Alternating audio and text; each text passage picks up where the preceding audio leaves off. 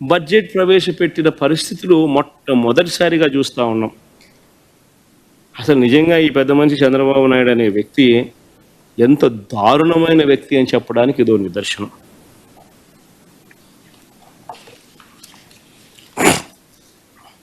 లాస్ట్కు చంద్రబాబు నాయుడు గారు ఎంత దాచిపెట్టినా ఇన్ని వాల్యూమ్స్లో నుంచి బయటకు తీస్తే లాస్ట్కి అంతే తెలుస్తుంది. అంతే అమౌంట్ ఎక్కడ పోదు, ఎక్కడ వస్తాడో కనిపిస్తుంది. వాస్తవం ఏమిటనంటే మనకన్నా ఇబ్బడి ముబ్బడిగా చంద్రబాబు నాయుడు గారు లెఫ్ట్ రైట్ సెంటర్ అప్పులు చేస్తాం. మా హయాంలో 2023-24 మా లాస్ట్ ఇయర్ 2023-24లో మేము 62,207 కోట్లు మేము అప్పు చేస్తే ఈ పెద్ద మనిషి 2024-25 ఈయన ప్రవేశపెట్టిన రివైజ్డ్ ఎస్టిమేట్లో ఈయన చూపించిందే 73,362 కోట్లు ఈయన అప్పు చేసినాడని చూపించాడు. అది వేరే విషయం అనుకో.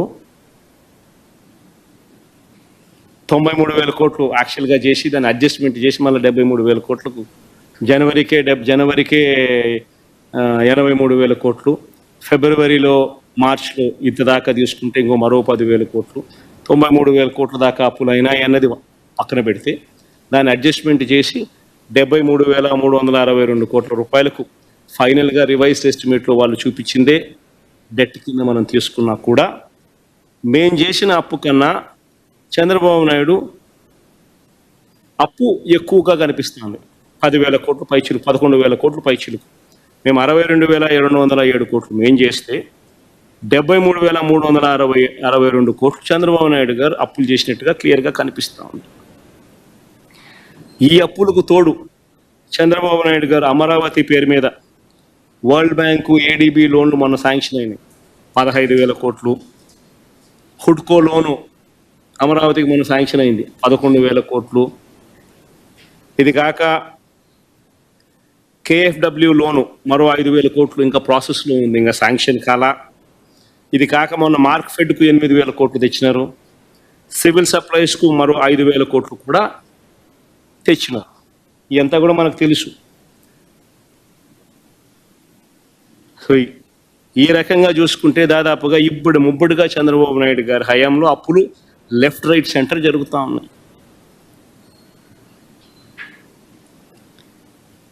సిమిలర్గా ఈయన అబద్ధాలు కూడా ఏ స్థాయిలో ఉంటాయనంటే అమరావతి పేరుతో చంద్రబాబు నాయుడు గారు చేస్తూ ఉంది. అమరావతి అనేది ఏమంటాడు ఈ రోజుకి అసెంబ్లీలో మాట్లాడతాడు పయ్యావుల కేశవ్. చంద్రబాబు నాయుడు గారు అనేక సందర్భాల్లో అంటాడు సెల్ఫ్ ఫైనాన్సింగ్ ప్రాజెక్ట్ అంటారు. ఆశ్చర్యం ఏంటంటే ఇదే ఫైనాన్స్ మినిస్టర్ బడ్జెట్ డాక్యుమెంట్స్లో ఒక మాదిరిగా పెడతాడు, స్పీచ్లో ఇంకో మాదిరిగా మాట్లాడతాడు. స్పీచ్ ఇచ్చేటప్పుడేమో అమరావతి సెల్ఫ్ ఫైనాన్సింగ్ మోడల్ అని చెప్పి అంటాడు ఇదే పెద్ద మనిషి పయ్యావుల కేశవ్ ఫైనాన్స్ మినిస్టర్. కానీ ఇదే పెద్ద మనిషి తాను ప్రొవైడ్ చేసిన బడ్జెట్ డాక్యుమెంట్స్లో బడ్జెట్ ఎట్ ఏ గ్లాన్స్ చూసిన లేదా బడ్జెట్ పత్రాలలో డిమాండ్స్ ఫర్ గ్రాంట్స్ చూస్తే major head 4215, sub major heads 01, minor heads 051 కింద చూస్తే కన్స్ట్రక్షన్ కింద 6,000 కోట్ల రూపాయలు చూపించారు.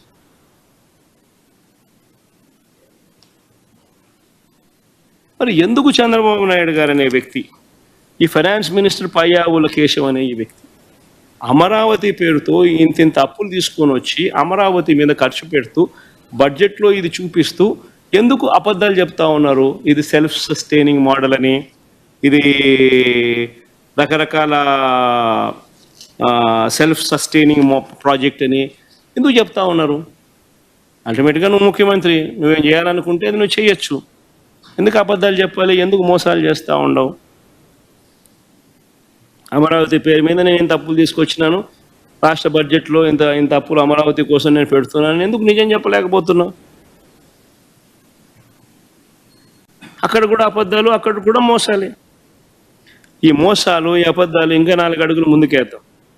ఏ స్థాయిలో చేస్తూ ఉన్నాడో ఒక్కసారి చూపిస్తా. రాష్ట్రానికి సంబంధించిన సొంత ఆదాయం విషయానికి వద్దాం. రాష్ట్రానికి సంబంధించిన సొంత ఆదాయం ఎస్ఓఆర్ ఇది కాదమ్మా, రాష్ట్రానికి సంబంధించిన సొంత ఆదాయం ఎస్ఓఆర్ సార్, ఇదే ఎస్ఓఆర్. రాష్ట్రానికి సంబంధించిన సొంత ఆదాయం ఎస్ఓఆర్. వీటికి సంబంధించి 2023-24 ఆర్థిక సంవత్సరంతో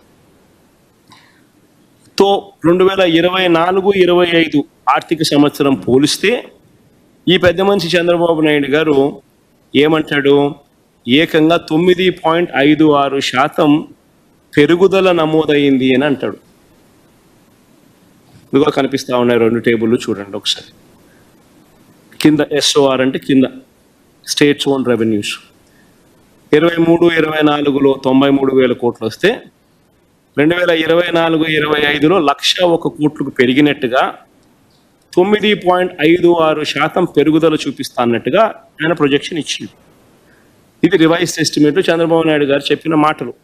కానీ వాస్తవంగా ఏమిటి అని చూస్తే నేను ఇటువైపున పక్కన 10 నెలలు యాక్చువల్ ఫిగర్స్ పెట్టిన రాష్ట్రానికి సంబంధించిన స్టేట్స్ ఓన్ రెవెన్యూస్ నిజంగా ఎంత వచ్చినాయి అని CAG audited every month figures నేను పెట్టిన. ఈ ఫిగర్స్ నువ్వు చూస్తే 10 నెలలకు సంబంధించి 2023-24లో 72,873 కోట్లు వస్తే 10 నెలలకు గాను 72,866 కోట్లు, అంటే స్టేట్స్ ఓన్ రెవెన్యూస్ -0.01 తక్కువ వచ్చినట్టుగా కనిపిస్తూ ఉంది. మరి తక్కువ వచ్చినట్టుగా క్లియర్గా కనిపిస్తూ ఉన్నప్పుడు 2 నెలల కాలంలో మహా అయితే ఆ 72,866 మహా అయితే 2023-24కు సంబంధించిన ఫిగర్లు తగలడమే చాలా గొప్ప. అంటే ఆ 93,000 కోట్లకు రావడమే చాలా గొప్ప. అలాంటిది నువ్వు 2 నెలల్లో ఏకంగా 101,985 కోట్లకు పోతుందని చూపిస్తా ఉన్నావు.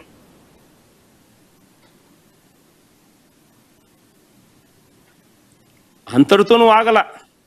ఈ 101,985 కోట్లే లేని ఫిగర్ను చూపించి 25-26లో దీని మీద 25%, దీని మీద 25.63% పెరుగుదల చూపిస్తూ 128,125 కోట్ల రూపాయలకు పోతుంది అని చెప్తా ఉండవు.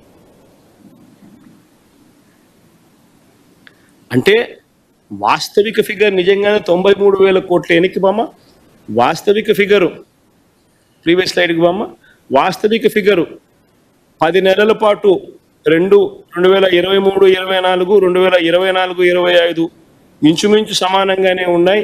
ఇన్ఫ్యాక్ట్ 2024-25 0.01% తక్కువగా ఉంది. కాబట్టి మ్యాక్సిమం వస్తే 2023-24కు సంబంధించిన స్టేట్స్ ఓన్ రెవెన్యూస్తో సమానంగానే వస్తుంది అని అనుకుంటే 93,084 కోట్ల రూపాయలు దాటదు అని అనుకుంటే ఏకంగా 93,000 కోట్ల నుంచి 25-26 నెక్స్ట్ స్లైడ్ లేకమ్మా 25-26 బడ్జెట్లో ఏకంగా 128,125 కోట్ల రూపాయలకు పోతుంది. అంటే దాని అర్థం 37% పెరుగుదల చూపిస్తూ ఉండవు.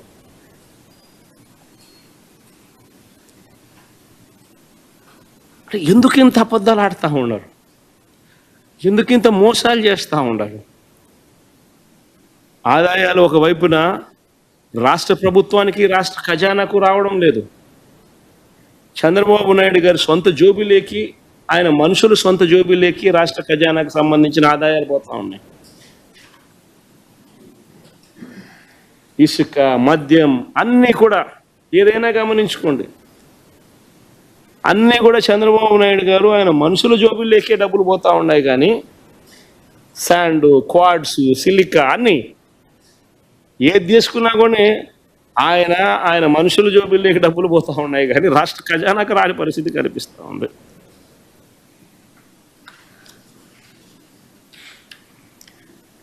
ఇంకా కొన్ని ఆసక్తికరమైన విషయాలు నాన్ ట్యాక్స్ రెవెన్యూస్ కింద మిస్సిలేనియస్ జనరల్ సర్వీసెస్ కింద ఒకటి ఆశ్చర్యకరమైనది ఉంది. 2024-25 రివైజ్డ్ బడ్జెట్ ప్రకారము 226 కోట్లు చూపిస్తా ఉన్నారు. నాన్ ట్యాక్స్ రెవెన్యూస్ కింద మిస్సిలీనియస్ జనరల్ సర్వీసెస్ కింద ఈ ఏడాది అంటే బడ్జెట్ ప్రవేశపెట్టిన ఈ ఏడాది 2025-26కు సంబంధించి 7,916 కోట్లు చూపిస్తున్నారు. కానీ 2024-25 రివైజ్డ్ ఎస్టిమేట్ల ప్రకారం వీళ్ళే దాన్ని 226 కోట్లుగా చూపిస్తున్నారు 2024-25లో వీళ్ళకు వచ్చేది. అంటే ఏంది మిసిలీనియస్ జనరల్ సర్వీసెస్ అంటే ఏంది? ఏ రకంగా ఇది బాదుతున్నారు, ఏ రకంగా బాధపోతా ఉన్నారు? నిజంగా ఆర్థికవేత్తలకు కూడా అర్థం కావడం లేదు. ఏ రకంగా కొత్తదనంతో చంద్రబాబు నాయుడు ఏం చేయబోతున్నాడో తెలియడం లేదు, ఏ రకంగా బాధపోతున్నాడో తెలియదు. మిస్సిలీనియస్ జనరల్ సర్వీసెస్ అంట, ఆ పేరుతో ఏకంగా 7,916 కోట్ల రూపాయలు తాను బాధపోతున్నాడు అని చెప్పి తాను చెప్తా ఉన్నాడు చంద్రబాబు నాయుడు గారు. సరే, ఇంకొకటి చూద్దాం. ఈ ఏడాది ల్యాండ్ రెవెన్యూ కింద రివైజ్డ్ ఎస్టిమేట్స్ చూస్తే, ల్యాండ్ రెవెన్యూస్ కింద ఒకసారి గమనిస్తే, ల్యాండ్ రెవెన్యూస్ కింద రివైజ్డ్ ఎస్టిమేట్స్ చూస్తే, ల్యాండ్ రెవెన్యూస్ కింద రివైజ్డ్ ఎస్టిమేట్స్లో 1,341 కోట్లు చూపిస్తా ఉన్నాడు. రివైజ్డ్ ఎస్టిమేట్స్లో 1,342 కోట్లు చూపిస్తా ఉన్నారు. మరి ఇదే ఈ 10 నెలల కాలానికి సంబంధించి చూస్తే వచ్చింది ఎంత అంటే 196 కోట్ల రూపాయలు. అంటే రైతులను నీటి తీరువాతో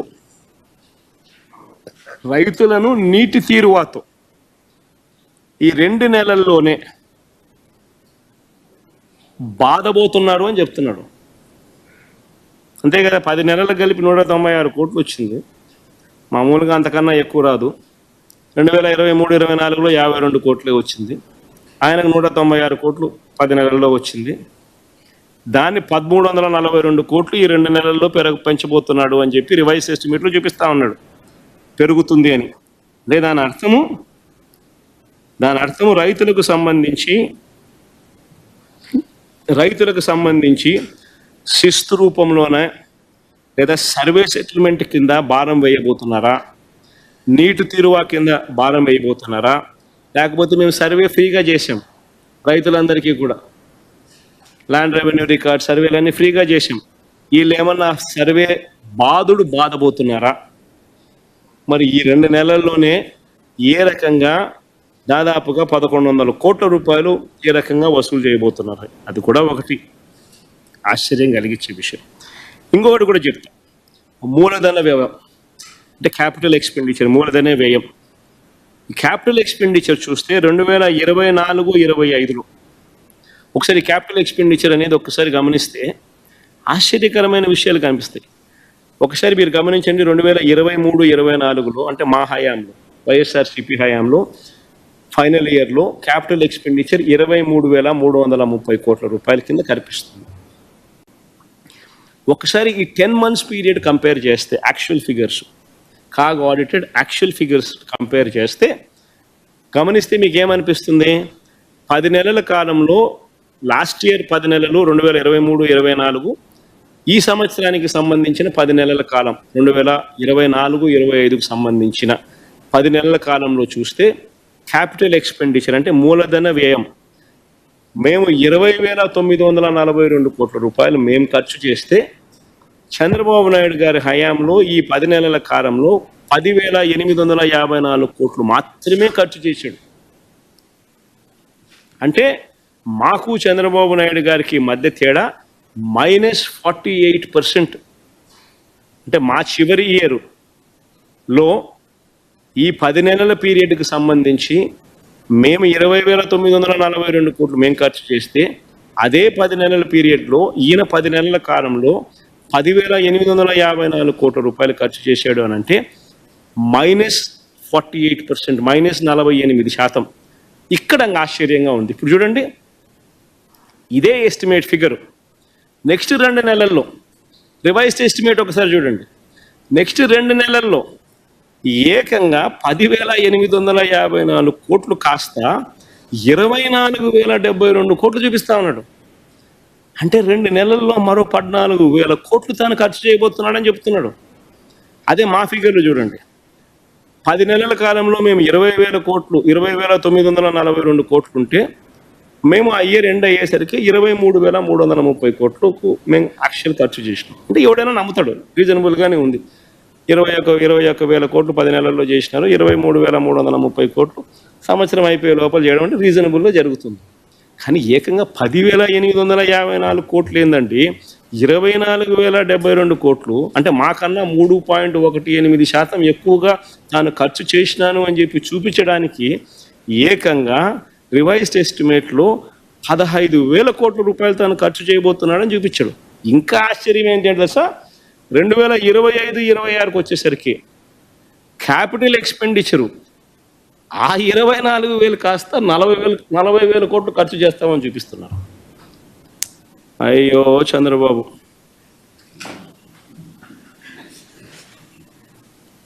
ఏమి స్వామి ఈ లెక్కలు స్వామి, ఏమి స్వామి. ఇంత దారుణంగా చంద్రబాబు నాయుడు అనే వ్యక్తి మోసం చేస్తూ ఉంటే, అబద్ధాలు చెప్తా ఉంటే నేను ఏం చెప్పాలి ఈ మనిషిని?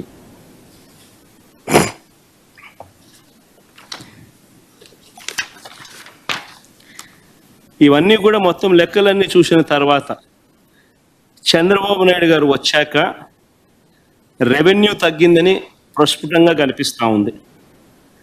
రాష్ట్రం సొంత ఆదాయాలు అంటే ఎస్ఓఆర్లు పెరగలేదు, హుటాహుటిన పెరక్కపోగా హుటాహుటిన మేము చివరి సంవత్సరంలో వచ్చిన దానికి మ్యాచ్ చేస్తే చాలా గగనంగా కనిపిస్తూ ఉంది. అలాగే మూలధన వ్యయం అంటే క్యాపిటల్ ఎక్స్పెండిచర్ గణనీయంగా మేము 23,330 కోట్లు ఖర్చు చేస్తే ఈయన గణనీయంగా దాంట్లో తగ్గుదల కనిపిస్తూ ఉంది. ఇలాంటి పరిస్థితుల నేపథ్యంలో ఈ పెద్ద మనిషి చంద్రబాబు నాయుడు ఏమంటాడు తెలుసా, జిఎస్డిపి 12.94% పెరుగుతుంది అని. ఎలా పెరుగుతుంది స్వామి?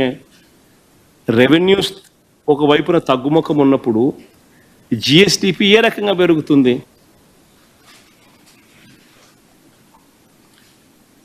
ఎలా సాధ్యమవుతుంది? మూలధన వ్యయం ఎస్కలేట్ చేసి 2023-24 కన్నా 3.18% అధికంగా పెంచి చూపిస్తా ఉన్నారు. స్టేట్స్ ఓన్ రెవెన్యూస్ ఎస్కలేట్ చేసి 2023-24 కన్నా 9.5% ఎక్కువగా పెంచి చూపిస్తూ ఉన్నారు. వీటి అన్నింటినీ పెంచి ఏకంగా జీడిపిని కూడా జిఎస్డిపిని కూడా ఏకంగా పెంచి 12.94% నమోదవుతుంది అని చెప్పి అది కూడా తప్పుడు లెక్కలు చూపిస్తూ ఉన్నారు. ఈ నేపథ్యంలో 2025-26 అంటే ఇప్పుడు ప్రవేశపెట్టిన ఈ బడ్జెట్ 3,22,359 కోట్ల బడ్జెట్ కూడా ఎలా సాధ్యము? ఇది అంకెల గారడి కాదా? ఇవన్నీ కూడా మోసం కాదా? మళ్ళీ దీన్ని బాహుబలి బడ్జెట్ అనడం మీకు మాత్రమే చెల్లుతుంది.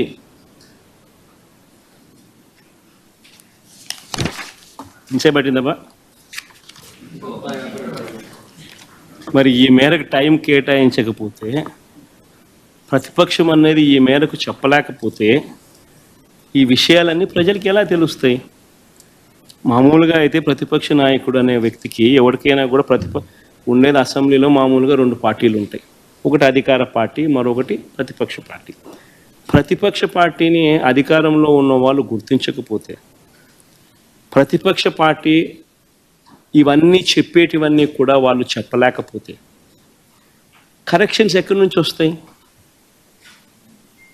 అసెంబ్లీ ఎందుకు నడుపుతా ఉన్నాం? ఏం సాధించడం కోసం నడుపుతా ఉన్నాం? ఎవరు కూడా నీకు వ్యతిరేకంగా మాట్లాడకూడదు, ఎవరు కూడా నీకు వ్యతిరేకంగా చెప్పకూడదు. వాళ్ళకు మైక్ ఇవ్వము, మేము 5 నిమిషాలు మాత్రమే మైక్ ఇస్తాం. 175 మందిలో నీకు ఇచ్చినట్టుగా వాళ్ళకి ఇచ్చినట్టుగా నీకు ఒకరికి మైక్ ఇస్తాము. 5 నిమిషాలు నీ టైం కట్ చేస్తాము, నీ మైక్ కట్ చేస్తాము అని అంటే ప్రజలకు ఇవన్నీ కూడా తెలియకూడదు అనే ఉద్దేశంతో అసెంబ్లీ నడుస్తూ ఉంది. కానీ మీ ద్వారా నేను ఏదైతే చెప్పానో ఇంతవరకు ఈ 1.5 అవర్ 2 గంటలు నాకు తెలియదు ఎన్ని గంటల ప్రజెంటేషన్ అయిందో, కానీ ప్రతి విషయంలోనూ కూడా ఏది కూడా ఎవరిని కూడా ఊరికే తిట్టల. ప్రతి విషయము ఫ్యాక్ట్స్ అండ్ ఫిగర్స్తో ప్రజెంటేషన్ చేస్తాం. ప్రతి విషయంలోనూ కూడా ఇవి వాస్తవాలు అని చెప్పి నెంబర్స్తో సహా చూపించాడు. వీటికి సంబంధించి ఏదైనా సమాధానాలు చెప్పగలిగితే సమాధానాలు వాళ్ళు చెప్పాలి. మీ ద్వారా కనీసం ప్రజలకన్నా ఈ మెసేజ్ పోయి ప్రజలందరికీ కూడా జరుగుతూ ఉన్న ఈ రాష్ట్ర పరిస్థితుల మీద ప్రజలందరికీ కూడా అవగాహన కలగాలి అని రాష్ట్ర బడ్జెట్ మీద, గవర్నర్ ప్రసంగం మీద ఒక ప్రతిపక్ష నాయకుడిగా, ఒక ప్రతిపక్ష పార్టీకి సంబంధించిన నాయకుడిగా ప్రతిపక్షం చేయాల్సిన పాత్ర అసెంబ్లీలో చేయలేని పరిస్థితుల మధ్య మీడియా ద్వారా ప్రజలకు కమ్యూనికేట్ చేసే కార్యక్రమం చేస్తూ ఉన్నాం. సార్ స్పీకర్, ఇప్పుడు ఈ అసెంబ్లీలో మీ అసెంబ్లీకి సంబంధించి కానీ బడ్జెట్కి సంబంధించి ప్రభుత్వం 9 నెలల పాలనకు సంబంధించి అనేక వైఫల్యాల గురించి మీరు చెప్తా రావడం జరిగింది సార్ ఇప్పటివరకు. అయితే నిన్న వచ్చినటువంటి పట్టభద్రుల ఎమ్మెల్సీ ఎన్నికల ఫలితాల్లో టీడీపీ గెలిచింది కాబట్టి ప్రజలకు మా పైన ఇంకా నమ్మకం ఉంది, విశ్వాసం ఉంది, అందుకే ప్రజలు మాకు ఓటు వేసి గెలిపించారని సీఎం చంద్రబాబు చెప్తా ఉన్నారు.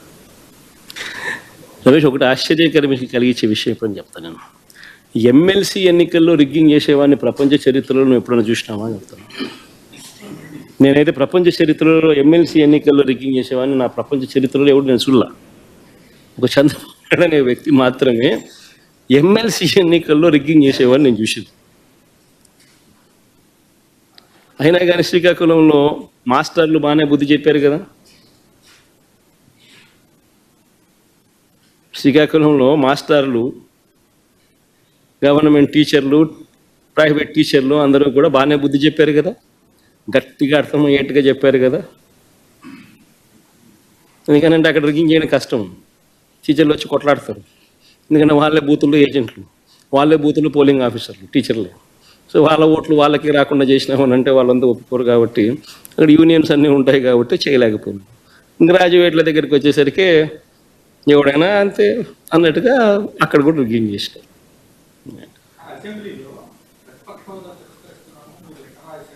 ఎన్న సార్ అసెంబ్లీలో స్పీకర్ గారు ఈరోజు హౌస్ లో కామెంట్ చేశారు, మీరు దేవుడు గారు లేదు పూజారిని వచ్చి అడుగుతున్నారని చెప్పి ఎల్ఓపి విషయంలో రూలింగ్ ఇచ్చారు సార్. ఈరోజు మీకు ప్రతిపక్ష హోదా రాదు అని స్పీకర్ గారు ఈరోజు రూలింగ్ ఇచ్చారు. Statement, the speaker has given a statement saying that neither have you attended the assembly, you've just attended assembly just for one day in the earlier sessions, and that you yourself in the previous term had talked about Mr. Chandrababu Naidu and how they had 23 or 24 MLAs, and if we take 5 then you won't have the leader of opposition status. If he can say the same thing, why is he demanding the same is what there's been a ruling stated by the speaker. What do you have to say on this?